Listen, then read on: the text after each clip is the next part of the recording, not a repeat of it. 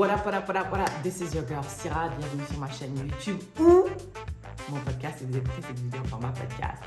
J'espère que vous allez bien. Moi, je vais super bien. Merci. Avant de commencer la vidéo, j'aimerais parler de deux choses. Première chose, je suis désolée pour le son et comme vous pouvez le voir, le background est un peu différent. La semaine dernière et le week-end passé n'était pas facile on your girl. Genre, c'était vraiment difficile émotionnellement et quand je m'apprêtais à faire ma vidéo, mon micro m'a lâché. Donc, c'était soit je poste pas du tout, soit je poste une vidéo avec mon son iPhone. Donc, yeah, it's better to post something imperfect than not do anything at all. So I decided to do the imperfect version of it. J'espère que ça va pas trop vous déranger. Et la semaine prochaine, we're back on our good sound. Deuxième chose, c'est que j'ai eu l'immense plaisir et l'honneur d'être invitée dans le podcast Qu'est-ce qui peut sauver l'amour? On a parlé de plein de choses. C'était une conversation très intéressante, même si I'm biased. Mais je trouvais que la conversation était hyper... En tout cas, moi, j'ai passé un super moment. On a parlé d'amour, amour familial, amical, romantique. J'ai raconté un peu mes péripéties, tout ça. J'ai passé un super moment. Donc, check your girl out. Le podcast est dans la boîte de description en bas.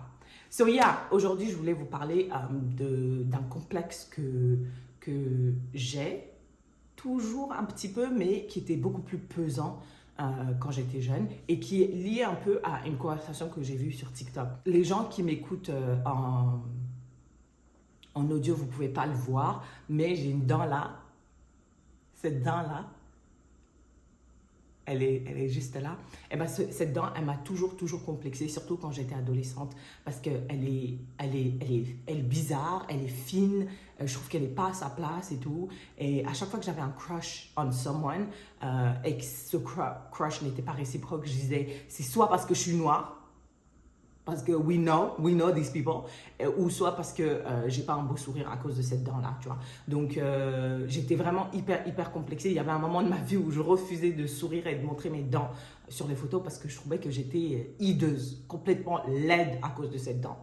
Il y a 2 semaines, j'ai été chez le dentiste pour faire mon check-up, my 6-month check-up. Et il m'a dit, tout allait bien, tout va super bien, votre hygiène dentaire est excellente. Et on a remarqué que vous avez une dent, il n'a pas dit une dent bizarre, mais il a dit, vous avez une dent un peu différente, tu vois. Et il a dit que ça s'appelait lateral peg. Il m'a dit, il y a des options cosmétiques que vous pouvez envisager avec votre assurance qui peut couvrir une certaine partie. Et ouais, il y a des solutions, quoi. Pendant qu'il m'expliquait ça, je réfléchissais parce que c'était la première fois, du coup, concrètement, que j'avais l'option de changer quelque chose qui m'avait complexé toute ma vie, tu vois. Pendant qu'il parlait, il m'expliquait mes options et tout. À la fin, je lui ai dit merci beaucoup, docteur. Et c'est vrai qu'il y a quelques années, j'aurais choisi de réarranger ma dent. Mais aujourd'hui, je pense que je suis arrivée à un point où je préfère travailler sur ce complexe, parce que j'ai mentionné du coup que j'étais complexée par ça, de travailler sur ce complexe-là que de m'engager dans une procédure chirurgicale compliqué. Après, il m'a pas dit que c'était compliqué, mais il y aura toujours quelque chose, tu vois. Peut-être que je vais avoir un inconfort ou ça va faire mal pendant quelques semaines, etc. Et je veux vraiment pas m'engager là-dedans. Je préfère travailler sur surmonter ce complexe-là. Et toute ma vie, j'ai travaillé là-dessus, tu vois, parce que j'avais pas d'option. Et c'est vrai que je suis arrivée à un point où ça me dérangeait plus vraiment, really, tu vois, confronté au choix de changer ma dent. Je me suis dit, il venait de me dire il y a quelques minutes que mon hygiène dentaire est excellente, I floss, I brush my teeth, il n'y a aucun problème, j'ai pas de caries, j'ai pas de plaques, j'ai rien du tout, genre tout va super bien. So if it's not broke, don't fix it. And I don't believe in pain. Moi, j'ai des règles très douloureuses. Je suis quasiment sûre que j'ai l'endométriose. Donc, j'ai déjà assez de douleur dans ma vie. Donc, ne serait-ce qu'un tout petit inconfort, I don't believe in willingly going into that. Donc, quand je suis sortie de chez le dentiste, j'étais hyper fière de moi parce que, comme j'ai dit il y a quelques années, I would have jumped into the opportunity to change that. Aujourd'hui, je pense que travailler sur moi-même, ça va m'apporter beaucoup plus que de changer mon apparence ou mon sourire de façon cosmétique, tu vois. Je vois le parallèle en fait avec une conversation avec une discussion TikTok que j'ai vue il y a quelques semaines sur la chanteuse Glorilla, la rappeuse Glorilla, qui s'était fait refaire le nez. Et tout le monde spéculait un peu pendant quelques jours en disant « Mais ouais, ton nez, il est étrange. C'est sûr que tu as refait ton nez. » Elle a confirmé, elle a dit « Oui, j'ai refait mon nez. » Et il y a beaucoup de gens qui ont dit « Mais c'est bizarre parce que son nez, il est pas... Apparemment, c'est récent, tu vois. Donc, tu dois donner du temps à ton nez pour se repositionner, etc. » Et c'est vrai que son nez était un peu... Moi, je trouvais que c'était pas super naturel, tu vois. En tout cas, par rapport à son visage. Il y a beaucoup de gens qui ont dit, mais je comprends pas pourquoi est-ce que les gens, ils refont leur nez. Enfin, genre, si tu refais ton nez, refais bien ton nez, parce que sinon, tu peux ressembler vraiment à un cochon. Et il y a une madame qui ressemblait vraiment à un cochon parce qu'elle a refait son nez. Bref. Et c'est vrai que moi, j'étais dans ce camp-là, parce que les gens que je vois qui refont une partie de leur corps, que ce soit leur nez, leur visage ou leurs fesses, c'est vrai que j'ai vraiment du mal, moi, personnellement, à comprendre ça. Parce que, un, je ne suis pas une star. Et deux, j'ai l'impression que si tu refais... Ça, c'est ma théorie. Et je voudrais parler de ça. Si tu refais ton nez ou une partie de ton corps, je ne pense pas que tu peux clamer haut et fort que you love yourself. Je m'explique. Pour moi, loving yourself, tu vois, t'aimer en tant que personne, c'est te regarder dans le miroir, voir toutes les facettes de ta personnalité, de ton corps, dire « Ah, il y a certaines parties que j'adore, il y a d'autres parties où I'm not really fan of, tu vois. Mais parce que I love and accept myself, je m'accepte dans ma totalité, tu vois. Je ne change rien. Et même s'il y a certaines parties dont je ne suis pas totalement fan, mais au moins, je n'ai pas de pensée négative towards that, and I don't hate it. I don't talk down on myself, etc. Parce que j'ai une partie de mon corps qui est différente des autres, par exemple, et sur lequel j'avais absolument aucun choix. C'est ça pour moi, loving yourself, truly. Et si tu changes une partie de ton corps, ça veut dire que tu es arrivé à un point où ça te dérangeait tellement que le discomfort que tu as à regarder cette partie de ton corps est plus grand que the pain or whatever it's on the other side of cosmetic surgery. C'est ce que moi je me dis. Donc you cannot say, je suis désolée, I don't want to criticize, je jette la pierre à personne et tout. I don't want to criticize anybody, mais pour moi, il faut juste qu'on soit vrai avec nous-mêmes et qu'on soit genre honnête avec nous-mêmes en fait. You cannot love yourself and also actively change stuff about yourself, about your body. Bien entendu, je sais que Glorilla, c'est une star. Je peux pas la comparer à regular, schmegular. Je comprends totalement, c'est vrai. Elle est soumise à des pressions inimaginables for the regular person. On la voit constamment on the red carpet. Il y a plein d'angles de photos. Les gens la critiquent constamment, décortiquent tout son visage, tout son corps. Et ça doit être quelque chose qui doit être tellement pesant.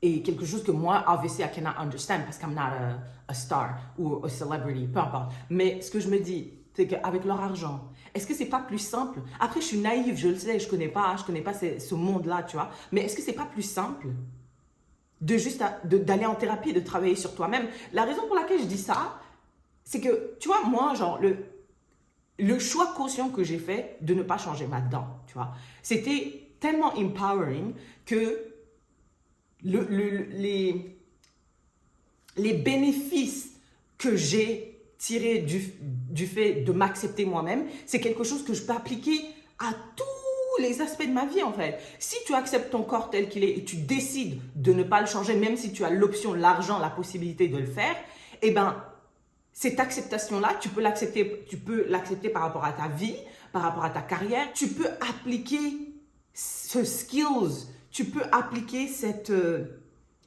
acceptation-là à plein de choses qui sont hors de ton contrôle. Pour moi, c'est juste gagnant-gagnant en fait, tu vois. Genre, c'est comme quand tu vas à la salle de sport et que tu sais faire un deadlift de, je sais pas moi, 150 kilos ou 200 kilos. Eh ben, ça va pas seulement te servir à la salle de sport et tu vas pas juste avoir de beaux muscles parce que tu as des beaux muscles. Tu vas pouvoir soulever tes courses plus facilement, tu vas pouvoir aider tes potes à déménager avec leur boîte plus facilement, tu vas pouvoir, je sais pas moi, soulever ta table plus facilement. S'il y a quelque chose et qu'il y a un enfant qui est sous quelque chose, tu vas pouvoir le soulever plus facilement. Tu vois, it's a strength, it's an emotional strength que tu peux appliquer à toute ta vie, tu vois. Et ça peut t'aider tout au long de ta vie. Donc, Dans ma tête, c'est ça. Mais après, un autre truc que j'aimerais mentionner, c'est que peut-être que je suis un peu trop naïve parce que, comme je l'ai mentionné, Glorilla est constamment comparée à des standards européens. Hollywood et le standard, c'est l'homme blanc, tu vois.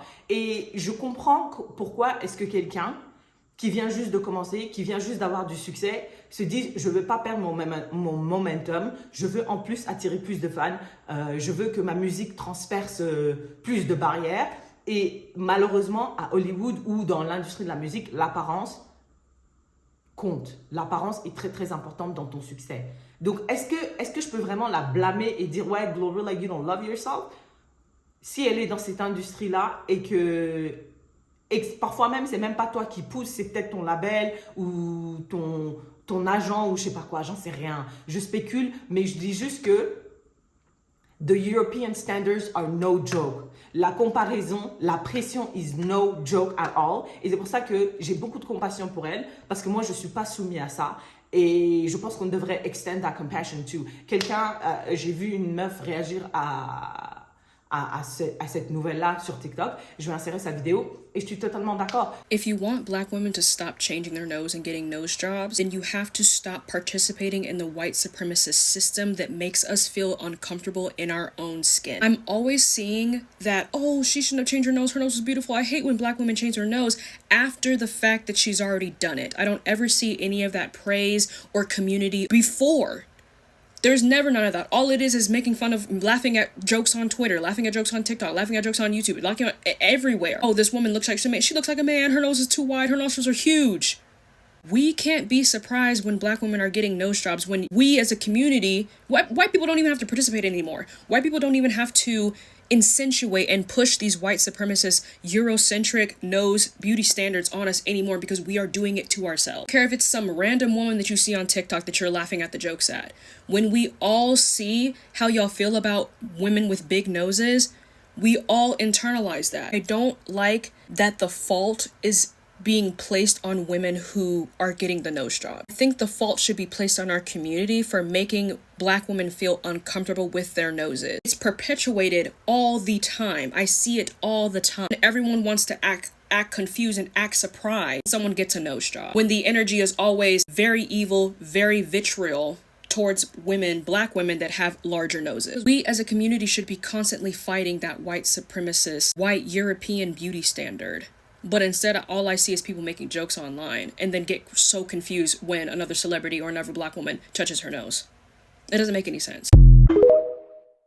Si on veut arrêter que les femmes noires fassent des chirurgies, refont leur nez, qui n'a absolument rien à voir avec leur visage, leur background, leur culture, leur ethnie, et il faut qu'on diveste. Genre qu'on divest completely from European standards, en fait, tout simplement. Yeah, that's my 2 cents. Moi, je dis pas que je suis heureuse avec ma dent, là. Je dis juste que je suis arrivée à un point où je l'accepte. Yeah. Dites-moi ce que vous en pensez. Est-ce que vous pouvez vous aimer, mais vouloir changer activement une partie de votre corps? Yeah, that's it for me. I guess I'll see you in the next one.